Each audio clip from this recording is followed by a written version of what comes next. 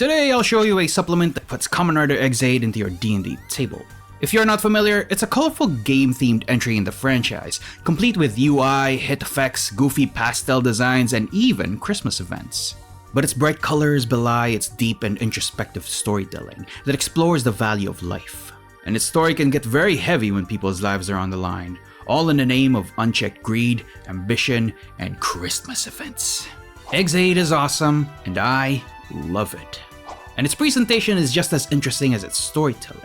It has so many unique things that add a gamified twist to Kamen Rider battles. It adds stuff like stage selection, power-ups, game overs, and even continues. But porting all of that into D&D would require designing a lot of new mechanics and subsystems to make it work. So if playing a D&D campaign with Ex-Aid's elements sounds like a fun time for you, well, you've come to the right place. Welcome to My Wife Is, the MC, where we take pop culture to pen and paper. I'm V and I've been running and designing D&D Homebrew for 10 years. First off, happy holidays. We're at the last homebrew of the year and it's a big one. Today's homebrew has a lot to explore, and talking about everything will take us all day. So instead of exhaustively going through this long document with 5 or 6 massive chapters, I'll instead discuss what the homebrew offers and how it lines up with Ex-Aid's elements. But full disclosure, this isn't a 100% lore-accurate conversion of Ex-Aid. In fact, it takes Ex-Aid's elements and makes them a bit more quote-unquote setting agnostic. This is because I want DMs to be able to run it in a fantasy setting or use the source material's modern setting. Fans of the show might also find some stuff that doesn't completely line up with how stuff works in Ex-Aid, but rest assured that any narrative sacrifices I made are to allow for a smoother experience at the table. And of course, I definitely designed ways for you to transform into your favorite Kamen Rider from Ex-Aid. Last thing, you can find this over on my Ko-Fi or Patreon. I'll tell you about a free light version that I'll get to later, and I'll be sprinkling clues for a massive 40% discount code throughout the video, so I hope you pay attention. Ex-Aid's story is fairly simple, but the plot gets ridiculous with betrayals, long cons, and trauma. So much trauma. And it's all centered around the Bugster virus, a digital entity discovered during the Y2K crisis that manifested in the physical world, causing familiar symptoms that progresses into unfamiliar mutations. This is the central conflict of the series, as entities known as Bugsters began manifesting within the victims of the contagion. What starts out as a fight against a strange epidemic soon becomes a battle for existence, as Bugsters begin to spread through the virus. Those are the broad strokes of the series, and trust me when I say the show has a lot more nuance than that. It even shines a light on corporate greed at some point. But Chapter 1 and 2 of the Ex-Aid Homebrew gives you the building blocks for nuance. Chapter 1 has a bunch of setting elements that help DMs develop the narrative beats of the Bugster virus, from its origins to its denizens. I also designed it to be setting agnostic, giving you the broad strokes of the new contagion, but also having deliberate ambiguity to help you slot it into your campaign. But you can't make a new adventure or campaign setting without people. And with the Bugster virus showing vast potential applications in the fields of conjuration, transmutation, and even necromancy, there's bound to be a lot of people who'll be interested. And that's what Chapter 2 offers. I kept it relatively simple by offering 3 different factions. One representing Ex-Aid's Ministry of Health and its emergency response team, which is what I'd expect most players to fall under. I also gave options to join Genom Corps, the game company that first discovered the virus and developed countermeasures for it. The final faction might be considered a quote-unquote villain faction, but joining the Bugsters is a way to explore their motivations in ways the series couldn't. By the way, if you look at the pages I just showed, you might have noticed that I changed the names. It's mostly to help it along with being setting agnostic, but also to avoid Toei's legal attention. So, you've got your setting elements and your factions. But while any DM can run the Bugster virus symptoms in a vague storytelling terms, I think it's important to have predictable rules to help you run it, especially if you're a newer DM. So I wrote all the rules you'll need to run your own Bugster virus. Chapter 1's centerpiece is codifying how the virus affects creatures from infection to progression. It also uses 5E's cool contagion mechanic, so it has a somewhat familiar format. Unfortunately, the Bugster virus is anything but a simple contagion. It has a very deadly, if almost predictable progression that ultimately leads to the victim's untimely demise, and the birth of a new powerful Bugster. It has rules for cultivation, where the virus has only begun to take root and weaken the victim. Stage 2 is when weak Bugsters start appearing and wreaking havoc, necessitating combat.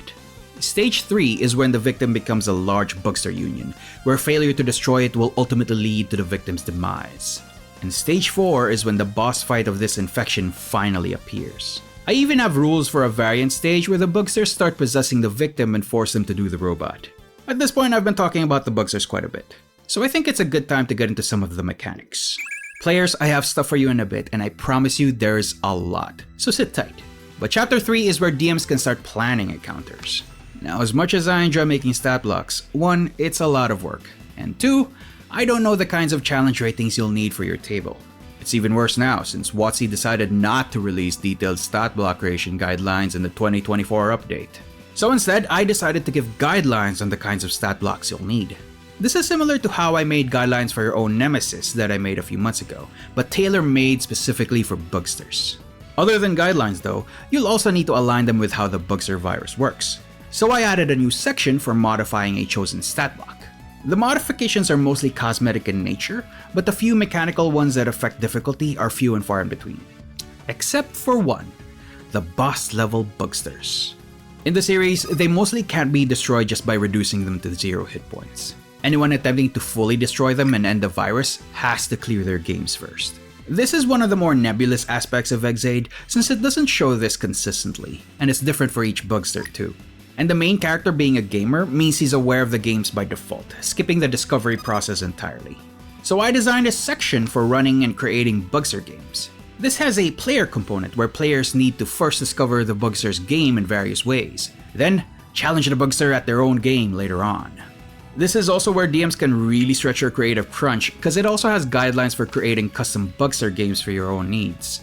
But if creating stuff isn't your thing, I made sure to provide a bunch of examples for various types of games, like a shooter game or a racing game, and of course, an otome game. Now players, this homebrew has a lot of stuff for you. But before we get to that, give me about half a minute to pitch something real quick. First, you can find the Kamen Rider Ex-Aid homebrew in the first link in the description for either Ko-Fi or Patreon. The links have a free light version with over half of the paid version's content, so you can see what it offers first before making a purchase. I've also been dropping clues to a big 40% discount, so it'll be complete by the end of this video. But you won't need any of that if you become a member. Starter tier gives you massive discounts for all our shop items, but the $5 tier and higher gives you free access to our shop items. You even get member-exclusive homebrew, access to our invite-only Discord, and your name up in the thank you sections of our videos. Memberships and purchases are the best ways to support us, and you also help me fund my wife's risotto addiction. You can also help us by liking the video and commenting on your favorite Dan Kuroto mode. So let's talk about those player options. Kamen Rider Ex-Aid wouldn't be nearly as exciting if it didn't have Kamen Riders, and the best ones to fit that role in D&D would be the players. This homebrew has 2 massive chapters dedicated to player empowerment. Chapter 4 gives you a plethora of character creation options. The first are the species options. Since most of the main characters of Ex-Aid are human, I decided to focus on non-human characters instead. One option lets you become a full-on bugster like Graphite, Poppy, or the delightfully creepy Lovelica. The second species option covers the unique case of Parado. I don't want to ruin Ex-Aid's big spoiler in a D&D video, so I'll just say it's got a lot in common with the first bugster option, just with some strings attached. But players might not be attracted to playing as villain characters, so I have a bunch of backgrounds to cover that instead. Most of them are medically inclined since Ex-Aid's main characters are doctors, but a few standout ones let you take backgrounds that match Dan Kuroto or Nico. The last suite of character options are feats. These are special bugster virus feats that you can get through certain means, like cultivating the virus for a year. These feats are pretty important because they're typically a prerequisite for certain magic items. Speaking of which, Chapter 5 is the most mechanically crunchy part of the homebrew, and it's dedicated to all the different magic items you can get. This is also where most of Ex-Aid's quirky game mechanics are converted into D&D's game mechanics. Specifically, the series does 2 cool things to spice up its fight scenes. First, the main characters can do a stage select and teleport to a bespoke battle arena. And second, they have power-ups that they can pick up. And all of this is on top of the franchise's signature transformation gimmick. So how does it work? The game drivers are now under their own category. I made sure to outline how they're used and even made a cool little step-by-step section at the end. These are the general rules, which involve when you can put them on and how you can load the gashats into them. After that, I get more specific with each transformation device. Technically, there are only 2 for now, the Gamer Driver and the Bugle Visor. The Gamer Driver is the one that lets you put 2 gashats and also lets you teleport into a stage just like the series. This basically gives DMs a narrative excuse to use and reuse existing battle maps for quick encounters. Meanwhile, the visor has only one Gashat slot, but it lets you absorb other creatures into the device. Regardless of which one you pick, both of them let you transform into a Kamen Rider by loading the series' main toy, the Gashats. The Gashats and the belts work hand in hand, and most of the features really fall under these little devices. Like the belts, I outlined the general rules first, such as special weapon properties, DCs and bonuses of effects, and the base AC of your Kamen Rider form. They even outline how you generate the special power-up tokens from the series. The specific Gashats, on the other hand, outline the kind of weapons you can get and the special benefits that they grant. My personal favorite is Dangerous Zombie, which kind of gives you some cool undead properties. Now I'll admit that it's quite a bit to take in. It's basically entire subsystems shoved into magic items. But like any new mechanic, it's something that your table will eventually get used to the more you play it. I also make sure to keep it as easy to read as possible using 5e24's cool new header and subheader format. By the way, that awesome Ex-Aid art was generously provided by Tortofuart. I made sure to link their socials in the description in case you want to get them for an art commission. And much like my previous Kamen Rider work, this one has nearly all of the belts and Gashats from the main series, and a few from the post-series stuff, like the True Ending trilogy. Unfortunately, I didn't have the time to fit it all in, especially the weird ones like the Proto-Gashats or the novelization forms. It's not set in stone though, and I can update the stuff with new items if there's enough demand. So, sound off in the comments and all that.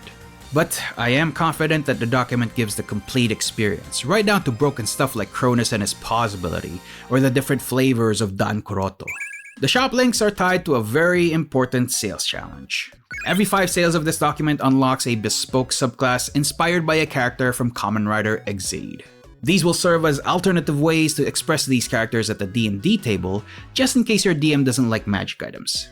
And yes, Dan Kuroto appears more than once cause he's just that awesome. By the way, I hope you found a hidden discount code. But if not, here's a 15% discount code to get you started. Anyway, here's MC to honor our Mallard Royal Guards. Hello, it's me, the Mallard Quinn, and we'd like to thank these magnificent Royal Guard Mallards. Mr. Phantom, Gamer Gaming, Storm Starshine, Yggdrasil 88, Bryant LW, Coinop 1989, KV, Piku, and Cosplay Battle. Thank you very much for all your support this year, Mallards. We wish you a happy holidays and we hope you have an awesome new year. Check out the big build compilation if you like Kamen Rider build too. And you can bet more Kamen Rider stuff is coming up, so encourage you to subscribe if you haven't already. See you in the next year.